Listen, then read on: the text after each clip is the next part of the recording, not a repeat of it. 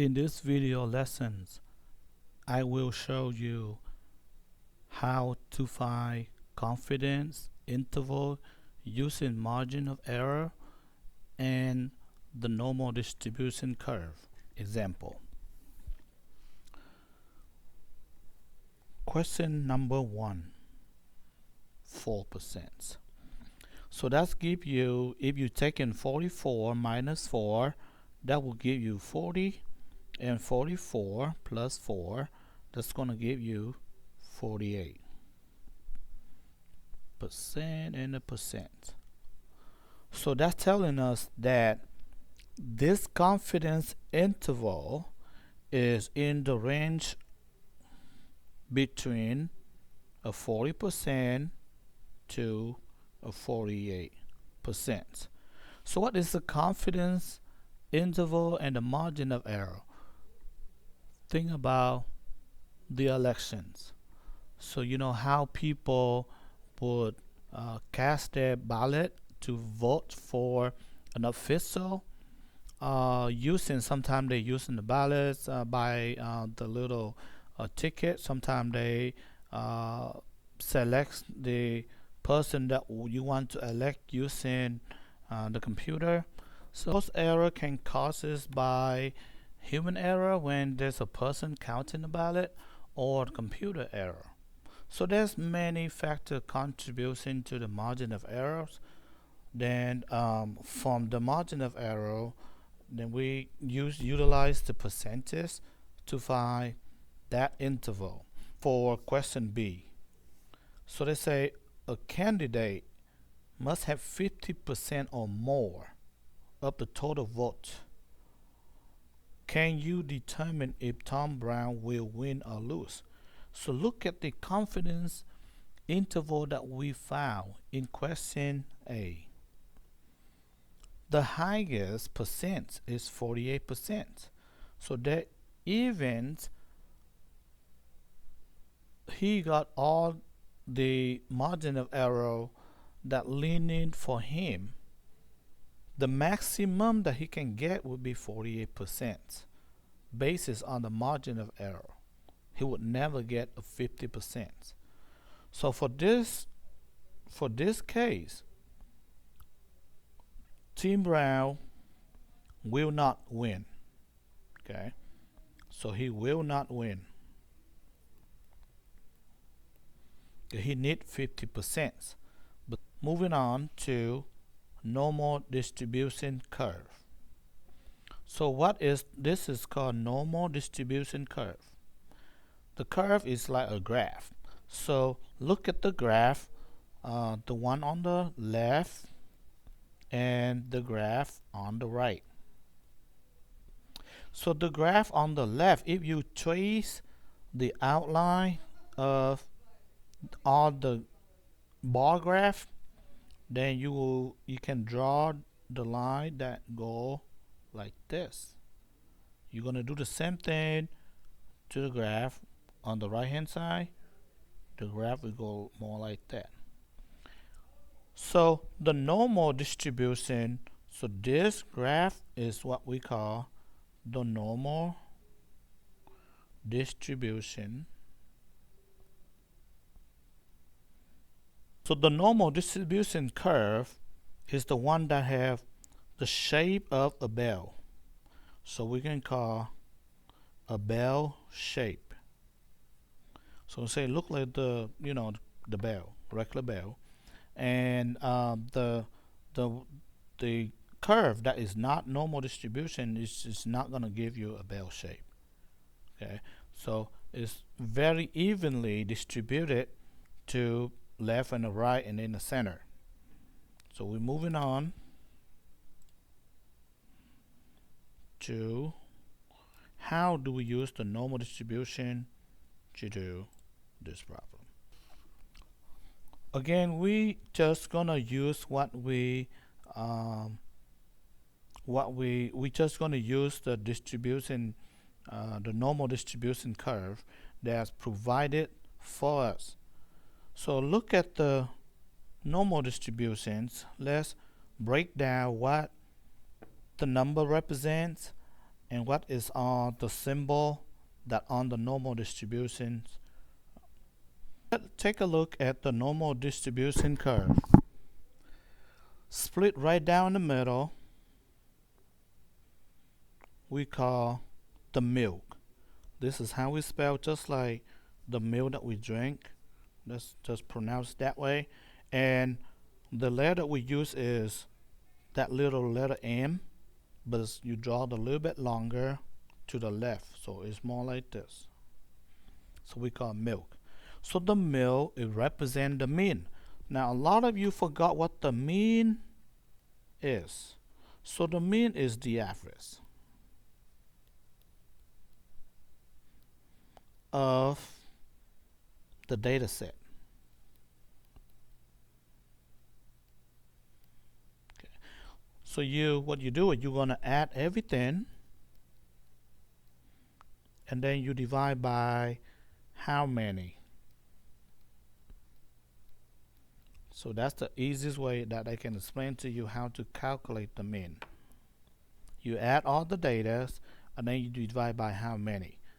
So to draw this normal distribution curve, you split the curve right down the middle, the bell right down the middle, and that's where the mean is.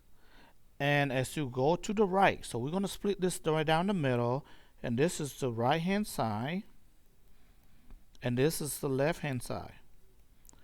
So every time that you go to one interval, we can call this one interval from here to here. This is the milk plus one standard deviation. So this simple called the standard deviations. I will show you how to find the standard deviations in class, but most of the time you will be provided with the standard deviations. So in this year, in this class, you don't have to find the standard deviation, but if you do, I will show you how to find the standard deviations. So all you have to do is, to the right hand side of the normal distribution curve, you're going to use the mean plus one standard deviation. And on the next interval, this one over here, you're going to take a mean plus 2 standard deviation. And the next interval, you're going to add mu plus 3 standard deviation. There's no 4 standard deviations, okay? So on the left hand side of the normal curve, normal distribution curve, you're going to take, so from here you're going to go to the left where with the blue color sections, you're going to take the mean minus 1 standard deviations, and for the second interval you're going to take the mean minus 2 standard deviations, and you're going to take the mean minus 3 standard deviations right here. And now that's how you distribute your data. And now let's move on to the numbers that inside, that under the curve, the 34%. Okay, so if you combine this 35 plus 35, if you combine this to 34 plus 34, you're going to have 68%. And that's what that numbers down here came from. So whatever the data's in there, they're going to ask you, hey, you know, what happened with 68% of the data? Where is it? Where does it belong? Thing like that. Okay, so now let's do an example. Then you will understand how to use this normal distribution curve and the numbers on it to answer the questions. So number 1. So please kind of read the question to yourself, then be familiar with what was given and what you have to do. So I'll give you 10 seconds to see what it is, and then summarize the questions on your own. Alright, so what do you know? You know the mean, so we can write it down. The given informations, so I'm going to list it out what was given. The mean is 1.84. The standard deviations the standard deviation is 0.07. Like I say, most of the time the standard deviation will given to you, the mean also given to you. So we're not really testing you on how to calculate those two, but we will learn how to calculate those two in class. So how do we place this on the normal distribution curve that was given to us? That's what question number 1 is. Label the values 1, 2, 3 standard deviation above and below the mean. Above mean right hand side of the mean, and below mean the left hand side of the mean. So this is what the mean is, right? Split right down the middle, the tallest of the bell, point of the bell. So this is where the mean go. You put the m there, and you can put the numbers there, which is 1.84. Now what is this point to the right? So this is where we write down mean plus 1 standard deviations. So what we do, we're going to take, so the mean plus 1 standard deviations would equal to 1.84 plus 0.07. Pretty easy number to do in your head, would be 1.91. So you put 1.91. The next one, you're going to do the mean plus 2 standard deviations. Okay, so you're going to do on the side the mean plus 2 standard deviations. So you're going to do 1 plus 84 plus 2 multiply 0.07. So be careful with the order of operations here. You do 1.84 plus, you have to do multiplication first. So 2 times 0.07, which is 0.14. And you add in those two, you will get 1.98. So 1.98. You're going to do the same thing here. You would get 2.05. And now to the left, we're going to take the mu minus 1 standard deviations. So on the side, you would do the same thing. You're going to take standard deviation minus 1 standard deviation. So 1.84 minus 0.07. So the answer would be 1.77. So you put 1.77, and then for the second one, the mean minus 2 standard deviations. You take the mean minus 2 standard deviation on the side. Then you're gonna do exactly the same thing. 1.84 minus 2 times 0.7. 2 times 0.7. Then the answer will be 1.84 minus 0.14. The answer will be 1.70. So you put 1.70. The next one, similar. You're going to take the mu, and then you minus 3 times standard deviation. So the answer will be 0.63. So if you pay closely attention to each of the interval, as you can see, everything here is the difference is by 0.7. The difference here is 0.7. So every time you add, you get the next number. All right, answer question number 2. What percent of the lap time is less than 1.70 minutes? So let me erase some of this. It's just look so much going on right now. So I'm going to erase this, so you already know how to calculate those. But I want to leave those number there. So I'm going to use a highlight. So they want less. Less mean smaller. 1.70 minute. So where is 1.70 on the curve? Is right here. Right there. So you're gonna highlight this. Okay, so you want to highlight the portions that is on the left hand because smaller, less than 1.70. So what is the percentage there? If you copy the numbers that on the left hand side, this is 34%.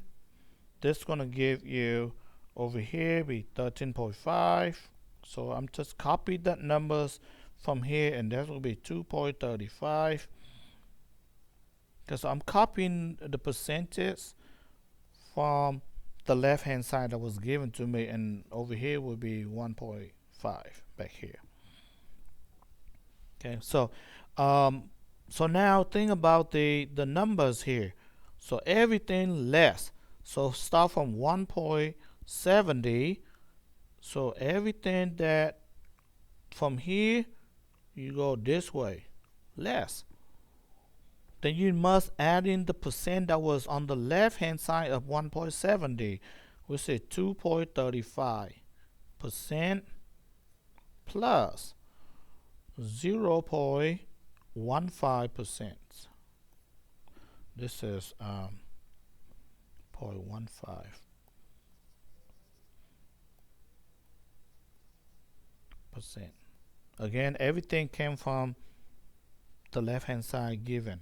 So this gonna give you,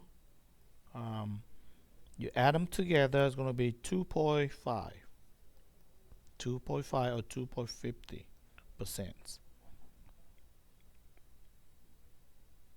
All right, next questions. So let's say that they want, okay, so let's use a different colors, the green, highlight, to show that greater than 1.77 minutes, greater is larger. So I need to find where 1.77 is. Greater mean everything to the right. So I could highlight everything that's to the right hand side of 1.77. So use the highlight to color the sections of the percentage that you want. That's going to help a lot when you're doing this work on the test or on the quiz. So now all we have to do is add every percentage that on the right hand side of 1.77. First, we're going to have 34%, and then we have another 34% over here. What else we have? We have 13.5 over here. We have 2.35 over here, and then we have 0.15 over here.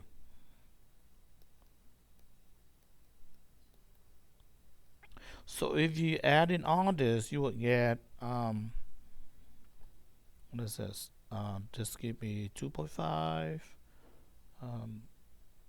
16, 68% plus 16%, that'll give me 84%. So the answer is 84%.